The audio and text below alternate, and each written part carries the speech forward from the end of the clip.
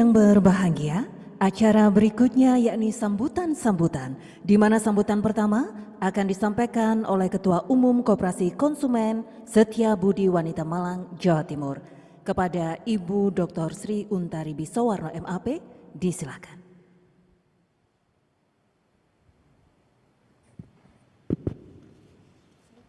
Terima kasih Ibu Yulia sebagai MC. Assalamualaikum warahmatullahi wabarakatuh. Selamat pagi, salam sejahtera, Om Swastiastu, Shalom, Namo Buddhaya, salam kebajikan, Rahayu. Bismillah, alhamdulillah, la haula wa la quwata illa billah. Asyhadu an la ilaha illallah wa asyhadu anna Muhammadar Rasulullah.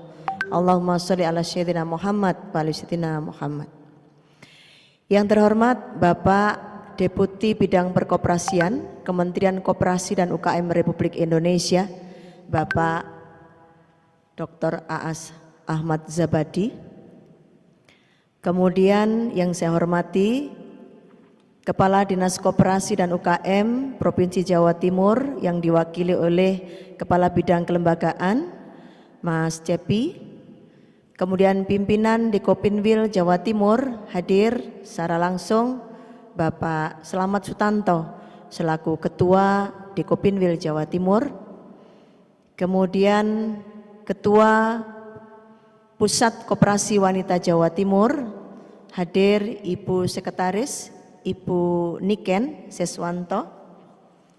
Kemudian para undangan yang lain yaitu Kepala Dinas Koperasi dan UKM Kota Malang, Kabupaten Malang, Kota Batu, kemudian pimpinan Dikopinda Kota Malang, Kabupaten dan Kota Batu, serta seluruh peserta sidang rapat anggota, ibu-ibu PC kelompok maupun asisten yang mendapatkan mandat untuk hadir di dalam rapat anggota rencana kerja dan anggaran koperasi tahun 2022 yang ditunjuk oleh anggota dan dalam keadaan sehat walafiat.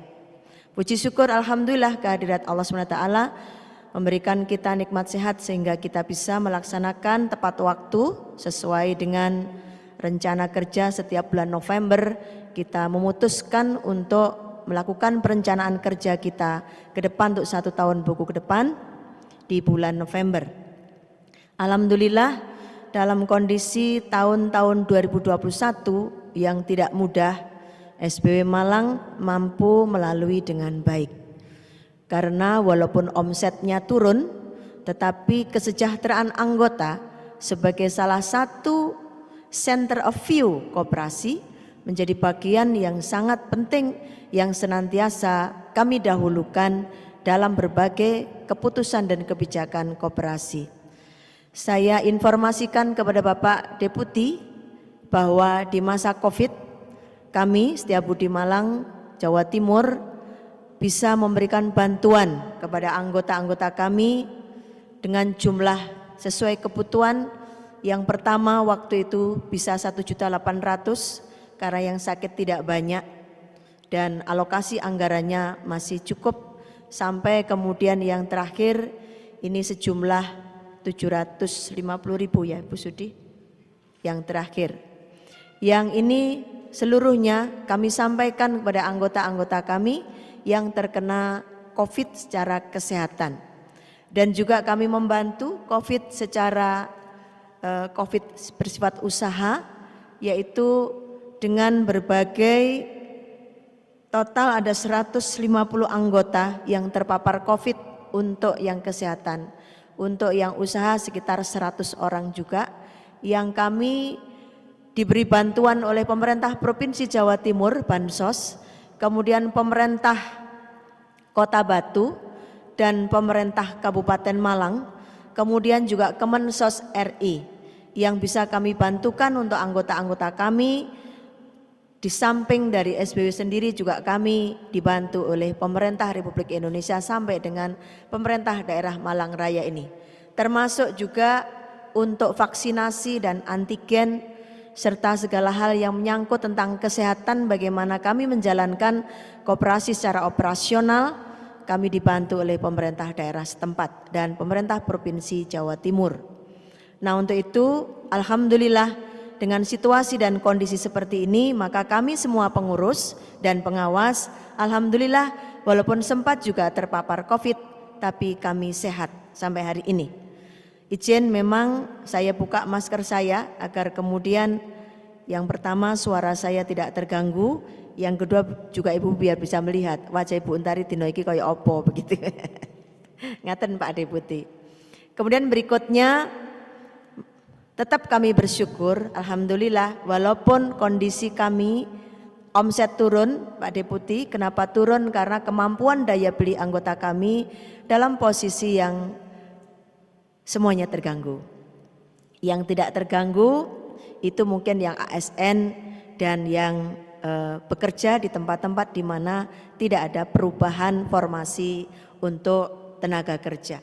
Maka sangat menyadari hal ini, kami memahami itu sehingga kami juga menurunkan target yang biasanya setiap bulan tidak kurang dari 10 miliar dalam omset. Ini kami turunkan karena mengikuti bagaimana pola yang terjadi di anggota kami. Akan tetapi supporting dan seluruh kebutuhan anggota terkait dengan bagaimana mengatasi pandemi ini dan juga keluar dari pandemi kami usahakan sekuat-kuatnya.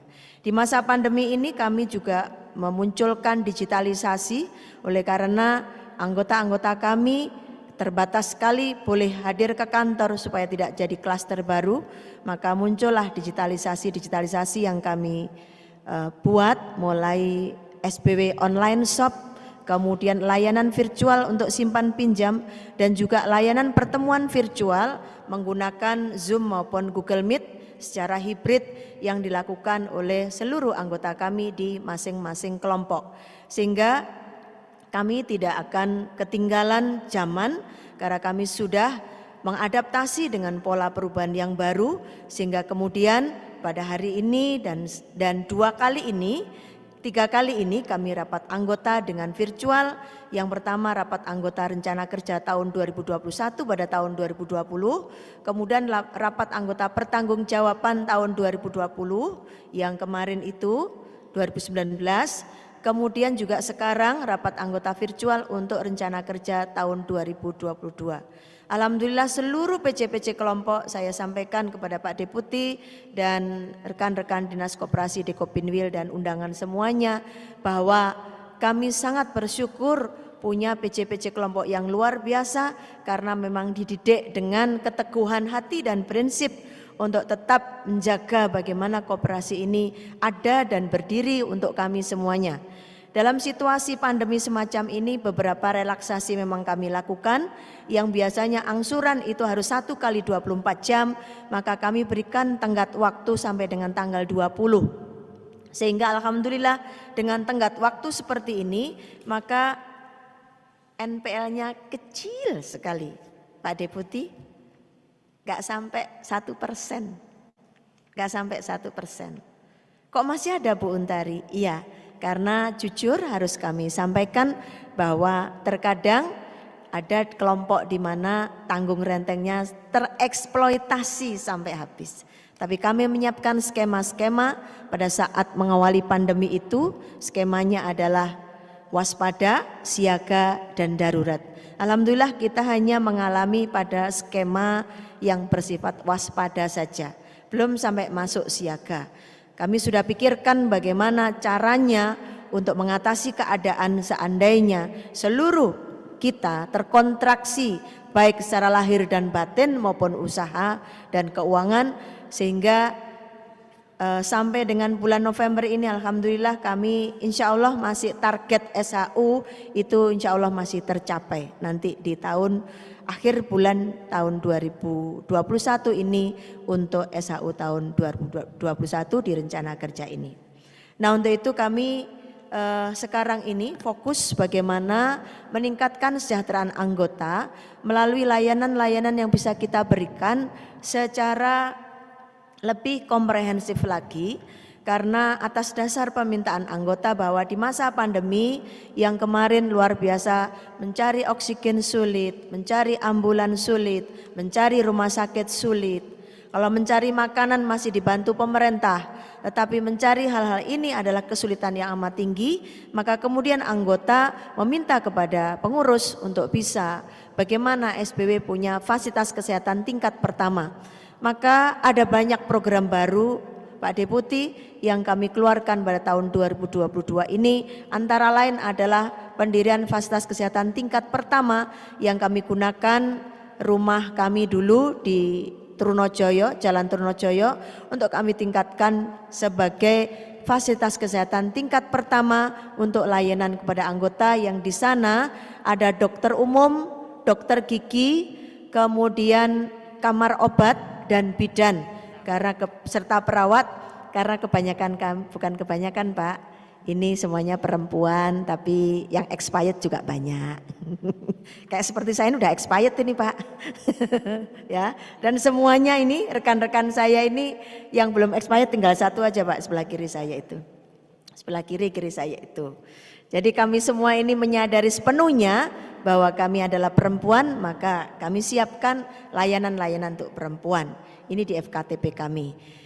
Mudah-mudahan dalam waktu dekat, insya Allah dalam ulang tahun SPW yang ke-44, kami nanti bisa canangkan memulai Gria Sehat SPW yang akan bisa dilakukan mulai Januari. Insya Allah bisa kami siapkan mulai Januari yang akan datang. Nah, kemudian juga program baru Pak Deputi dan Bapak Ibu para undangan, bahwa kami juga menyiapkan kaveling tanah untuk anggota sudah siap untuk dinikmati oleh anggota yang memang tidak bisa dinikmati sendiri-sendiri tapi pakai uang menikmatinya begitu. Tapi sudah kita siapkan berapa kaveling Bu Rini? 34 kaveling di Desa Tawang Argo, Kecamatan Karangploso, Kabupaten Malang. Alhamdulillah sudah siap.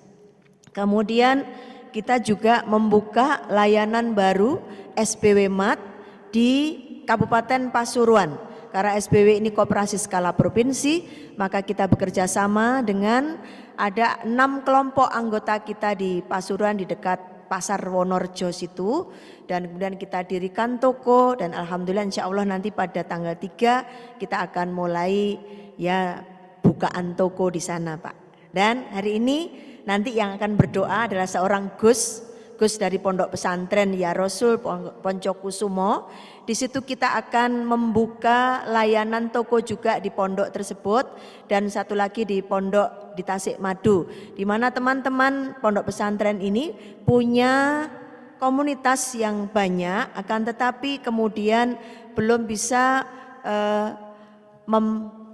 menyiapkan layanan toko. Maka kami siapkan, karena kami siap dengan gudang, dengan manajemen, dan dengan seluruh barang-barang yang jumlahnya sudah masuk 5.000-an item di toko kami.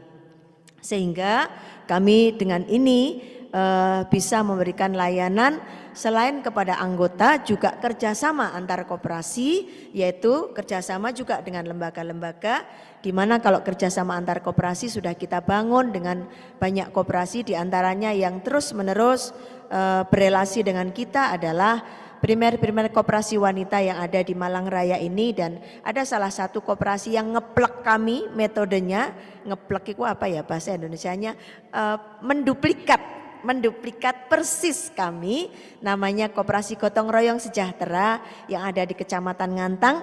Kalau kami semuanya perempuan, nah ini campur.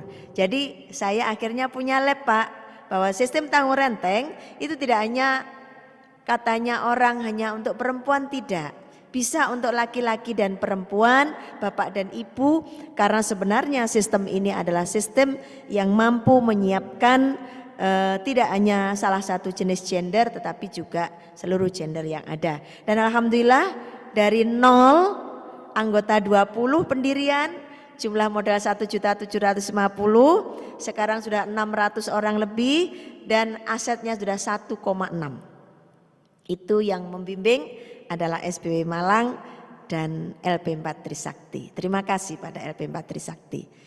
Nah kemudian Bapak tadi Pak Zabati, kami di depan ada sosialisasi dari Pegadaian dan BPJS Ketenagakerjaan. Kami baru ngeh bahwa program pemerintah terkait dengan BPJS Ketenagakerjaan itu bisa diakses oleh rakyat Indonesia secara keseluruhan seperti BPJS Kesehatan, dan kemudian preminya murah, dan premi yang murah itu mampu menghasilkan kesejahteraan bagi seluruh orang-orang yang bekerja, tidak hanya di sektor publik yang bersifat publiknya services pemerintah, tetapi juga orang-orang yang bekerja secara sendiri-sendiri. Salah satu contohnya para pembantu rumah tangga, sopir-sopir angkot, mereka melijo-melijo di pasar, yang selama ini mereka berangkat bekerja dengan resiko tinggi, berangkat mengambil sayuran. Kalau di kami itu ada pasar di dekatnya Gedung Kandang situ, itu jam 2 pagi sudah buka, dan biasanya yang di Pasar Blimbing mengambil dari situ untuk dibawa berjualan di Pasar Gadang, Pasar Lawang, dan Pasar Blimbing. Nah, ini tidak ada yang melindungi mereka. Nah, maka kemudian kami setelah tahu ini, maka hari ini kami sosialisasi BPJS Ketenagakerjaan, dan alhamdulillah kami akan memberikan manfaat kecelakaan kerja, kematian, dan JHT kepada semua PJ kelompok dan asisten yang bekerja untuk SPW. Karena ibu-ibu ini bekerja untuk kepentingan kita mengkolekting angsuran, dan seluruh perangkat dan aparat SPW akan kita daftarkan ke BPJS Ketenagakerjaan, sehingga jika terjadi resiko-risiko di dalam kecelakaan kerja, koperasi tidak perlu lagi harus bingung iki duweke kondi nggih ngopeni para seluruh anggota-anggota kita maupun ibu-ibu PJ kelompok dan seluruh aparat kita. Alhamdulillah kemarin kami ditunjukkan bahwa di masa Covid kami belum sempat bekerja sama, tetapi BPJS Ketenagakerjaan ini bisa membantu orang-orang yang mendaftarkan diri sebagai peserta BPJS Ketenagakerjaan dan dapat santunan Covid sampai 42 juta. Itu kan sebenarnya besar dan luar biasa. Tapi karena namanya informasi itu tidak selalu bisa tersebar secara penuh, maka kemudian baru sebulan yang lalu lah saya mendapatkan informasi ini, sebulan 2 bulan yang lalu, dan kemudian saya sampaikan pada ibu-ibu pengurus dan pengawas, dan akhirnya kami bisa mencoba untuk menghitung anggaran, dan kami utamakan semua orang yang bekerja akan kami berikan perlindungan itu. Dan beberapa kemudian kalau dengan Pegadaian ini tujuannya adalah memberikan anggota itu menabung, tapi memang ada kebutuhan sesaat atau jangka pendek itu menabung uang, nabungnya di SPW. Tapi juga kebutuhan jangka panjang yang sifatnya jauh, bisa disimpan selama 10 tahun, minimal 5 tahun, 10 tahun, 15 tahun, itu nabung emas, logam mulia. Kami mengarahkan itu supaya kemudian apa-apa yang didapat dari SPW itu bisa bermanfaat di hari tua kelak. Nah, inilah yang kemudian kami bekerja sama dengan Pegadaian, apalagi BUMN ini juga butuh untuk dibantu. Nanti ibu-ibu kami yang juga bekerja di lapangan akan juga bisa mendapatkan tambahan pendapatan dari itu, maka kami buka kerjasama semacam ini dengan BUMN yang ada di Republik Indonesia ini. Sayang kalau BUMN yang bagus-bagus itu tidak kami gandeng untuk bisa diajak untuk mensejahterakan seluruh anggota SPW. Untuk BPJS Ketenagakerjaan ini kalau ibu-ibu perangkat dan aparat dibayar oleh SPW, untuk ibu-ibu anggota kami tidak mampu untuk membayarnya semuanya. Nanti bisa kukut kalau untuk seluruh anggota. Maka untuk anggota itu kita sosialisasikan. Kalau mereka punya pembantu rumah tangga, punya sopir, punya penjaga rumah di tempatnya, agar tidak kemudian membiayai sendiri, silahkan diikutkan BPJS Ketenagakerjaan. Nanti kita buka desnya di sini, mejanya di SPW.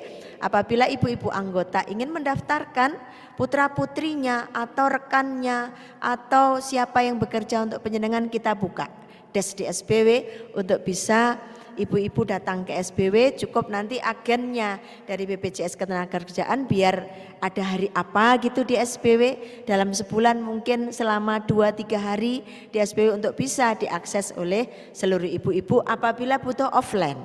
Kalau online kita siapkan juga secara 24 jam untuk bertanya melalui WhatsApp supaya ibu-ibu bisa bertanya dengan baik.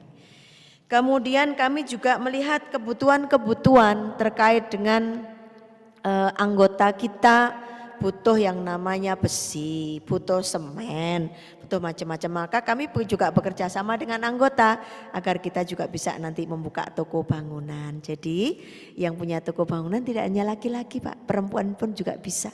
Kuat-kuat kok ini. Tenang saja, perempuan SBW saya lihat dari sini ibu-ibu gembul-gembul begitu. Gembul-gembul. Coba digeser ya laptopnya biar saya bisa lihat semuanya, bisa digeser. Tadi kan hanya satu halaman. Nah, kemudian untuk yang lain-lain kami juga akan membuka ini Pak, LDP, Lembaga Diklat Profesi. Karena kami sudah punya learning center sebelumnya, yang LDP nanti akan bekerja sama dengan Dekopindu Jawa Timur untuk melakukan sertifikasi koperasi. Jadi sebelum dilakukan sertifikasi itu dilatih dulu. Maka kami menawarkan untuk membuka LDP karena Learning Center SBW sudah sangat kompeten, sudah berpraktek selama mulai tahun 2008 sampai sekarang. Berapa tahun ya? 13 tahun ya. Sampai kami sudah melatih anggota angkatan ke-200, maka kami nanti secara resmi akan membuka untuk masyarakat umum namanya Lembaga Diklat Profesi. Sehingga Pak Deputi kalau ada yang pengen belajar, pengen diklat, nanti Pak Deputi bisa tawarkan LDP-nya SBW. LSP-nya itu akan dibuat oleh Dekopindu Jawa Timur. Jadi ada kerjasama mutual sekali antara koperasi primernya dengan koperasi-koperasi yang kemudian dengan Dewan Koperasi Indonesianya. Ini di Jawa Timur Dekopindu-nya kuat sekali, bagus sekali berjalannya, dan kami apresiasi sekali dengan seluruh program-program yang dilaksanakan oleh rekan-rekan Dekopindu Jawa Timur. Kemudian juga kami kemarin memang masih meminta kepada Ketenagakerjaan untuk mohon untuk tidak bisa UMR dulu, tapi melihat situasi dan pandemi semacam ini, lalu kami mencoba untuk ngitung-ngitung, melakukan efisiensi, melakukan tambahan pendapatan, akhirnya kami bisa mengangkat dari beberapa anak kami yang belum UMK Kota Malang, kami jadikan UMR atau UMK, upah minimum kota, UMK. Karena kami tinggal di Kota Malang, nanti maka sesuai dengan yang kami tinggal di Kota Malang. Jadi ada juga kami nurunkan jasa Pak untuk KPPK. KPPK ini kelompok mikro yang akan kami turunkan jasanya, biasanya itu 3 bulan itu 12%, sekarang hanya 6% saja. Kenapa? Karena supaya kita juga mampu bisa menjangkau. Dulu ini program ini Pak, ini adalah program yang original dari SBW. SBW diadop Puskuan Jati namanya KPPK, tetapi di primer Puskuan Jati yang lain sudah tidak lagi ada, masih tinggal ada di SBW. Nah, kemudian dari sini kami turunkan sehingga kami bisa untuk membuat masyarakat bisa lebih lagi ke SBW yang ini mingguan bukan yang bulanan. Dan beberapa hal-hal yang lain yang kami juga optimalkan untuk pinjaman pertama kami naikkan menjadi 2 juta, tadinya 1 juta, sehingga karena nilai mata uang sudah menurun, 1 juta ini kira-kira sudah sekitar 10 tahun yang lalu kami evaluasi dan kami turunkan. Kemudian banyak Pak programnya, Bapak bisa ngelihat sendiri di program baru itu banyak sekali yang kami perbarui dan kami sempurnakan.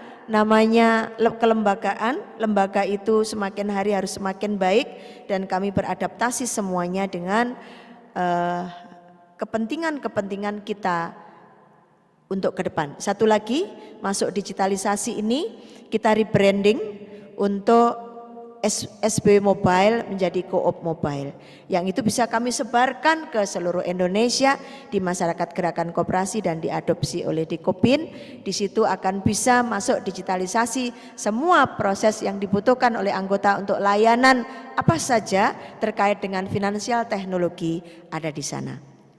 Saya kira itu yang bisa saya sampaikan pada kesempatan ini. Mohon kepada Pak Deputi untuk bisa memberikan arahan, bimbingan pada koperasi-koperasi seperti kami yang kami menurut negara sudah diberikan dan majalah Peluang masuk dalam 100 besar koperasi Indonesia, dan alhamdulillah sudah pernah mendapatkan koperasi berprestasi itu sampai 2 kali apa 3 kali begitu ya. Nah, kalau Pak Zabati mau kasih prestasi lagi itu ya Pak ya, nanti kasih kategori dengan koperasi yang selalu memberikan pendidikan untuk anggota, karena anggota tidak boleh pinjam kalau belum mengikuti pendidikan dan itu ada sertifikatnya. Juga mungkin diberikan penghargaan koperasi yang inovatif karena bisa memberikan layanan kesehatan kepada seluruh anggotanya. Ini ya, orang mati, orang hidup semuanya dilayani Pak. Tapi kalau saya sampaikan memang tidak cukup 1 jam. Nah, karena ini berbagi waktu, nanti kalau Pak Zabati ingin menanyakan lagi bisa japri kepada saya. Dan kapan Bapak bisa dolan ke SBW untuk melihat kantor kami dengan segala aktivitas yang dimiliki oleh ibu-ibu anggota semuanya. Demikian Bapak Ibu para undangan yang saya hormati dan seluruh peserta sidang rapat anggota, Ibu pengurus pengawas. Terima kasih kepada seluruh ibu-ibu pengurus yang luar biasa dan ibu pengawas yang juga luar biasa yang senantiasa support terhadap program-program yang kita sampaikan.